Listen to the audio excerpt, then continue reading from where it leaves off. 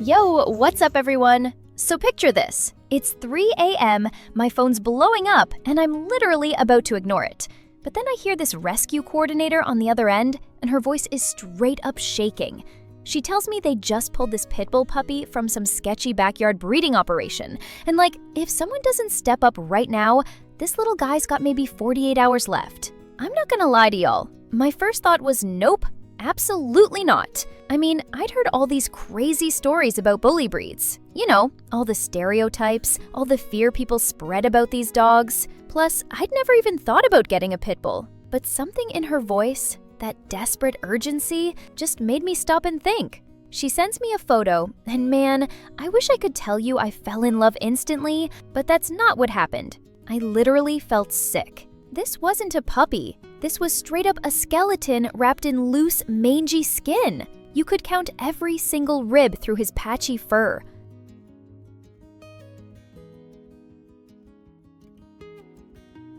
His eyes were dull, almost lifeless, like he'd already given up on the world before he even got a chance to experience it. He was sitting in this wire cage covered in his own filth, and those eyes were just staring at nothing. My hands were shaking so bad I almost dropped my phone. But here's the thing though, I'm that person who cries watching dog food commercials. No cap. I foster kittens every spring. I literally cannot walk past an animal shelter without going inside. So of course, even though every logical part of my brain was screaming that I wasn't equipped for this, I texted back one word: yes.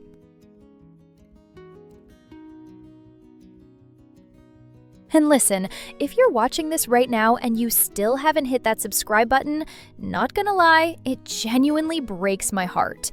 Your subscription isn't just a number to us. It's you saying you believe in second chances too. We need you in this fam. One click. That's literally all it takes. I met her at a gas station parking lot at 5 a.m.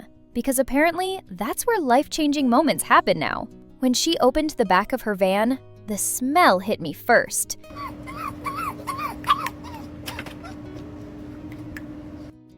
Infection, decay, neglect? Then I saw him, and my heart literally shattered. He was worse in person. The photo hadn't captured how his breathing was all rattly, how his paws were cracked and bleeding, how he flinched when I reached toward him, even though I was moving in slow motion. The coordinator handed me a trash bag with his stuff, a torn collar that was way too tight, digging into his neck, and a medical report that read like a horror novel.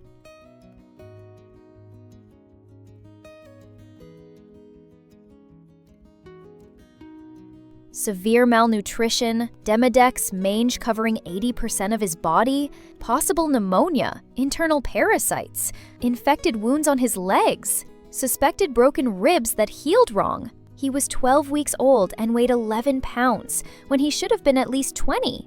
I drove home with him wrapped in a blanket in the passenger seat, and he didn't move the entire time. He just stared straight ahead with those empty eyes. No tail wag, no puppy energy, nothing. I kept glancing over, expecting him to do something, anything, but it was like looking at a stuffed animal that someone decided wasn't worth the effort. That first night was absolutely terrifying, y'all. I set up this comfortable bed for him, put down fresh water and high-quality puppy food, and he wouldn't touch any of it.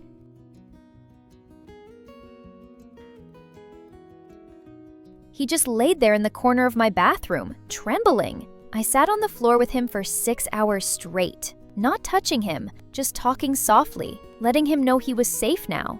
Around 2 a.m., he finally closed his eyes, and I cried myself to sleep on that bathroom floor because I genuinely didn't know if he'd wake up.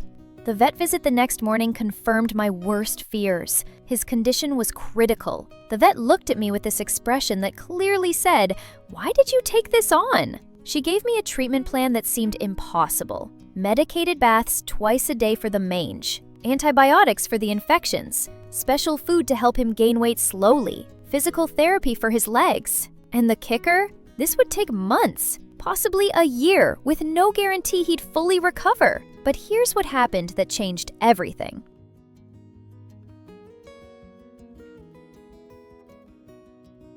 On day 3, I'm giving him his second medicated bath. and he's just standing there in the tub, completely defeated, letting me scrub his raw, painful skin.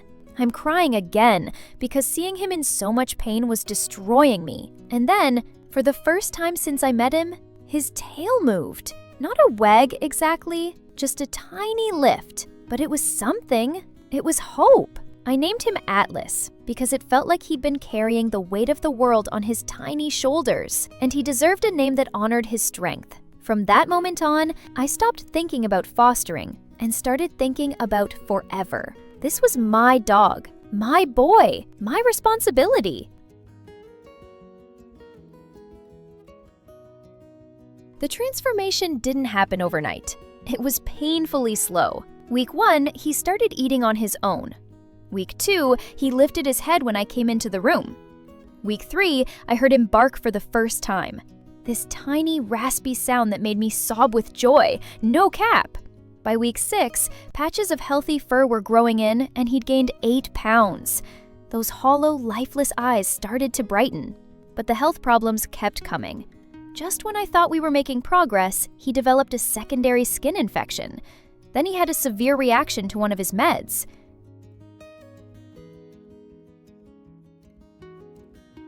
Then we discovered he had hip dysplasia, probably from malnutrition during his crucial growth period. Every time we'd take 2 steps forward, something would knock us 3 steps back. People in my life started questioning my choices, for real. Why are you spending so much money on a Pitbull? He's gonna be aggressive. They're dangerous dogs. Maybe it would be kinder to just let him go. Every comment felt like a knife. But every time I looked at Atlas, at how hard he was fighting to survive, to trust again, I knew giving up wasn't an option. The breakthrough came around month 4. I'm sitting on my couch, exhausted from another expensive vet visit, wondering if I'm doing the right thing.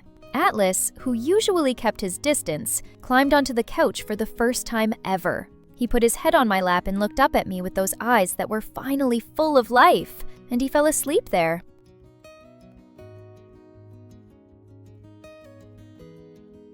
Completely trusting, completely safe, completely loved. That's when I realized something profound. He wasn't broken. He never was. He was just waiting for someone to see past his breed, past his scars, and love him anyway. Now, almost a year later, Atlas is thriving. He's 55 pounds of pure muscle and energy. His coat is shiny and full. He plays with other dogs at the park. He sleeps in my bed every single night. He greets me every day like I'm the best thing that's ever happened to him. And honestly, he might be the best thing that's ever happened to me.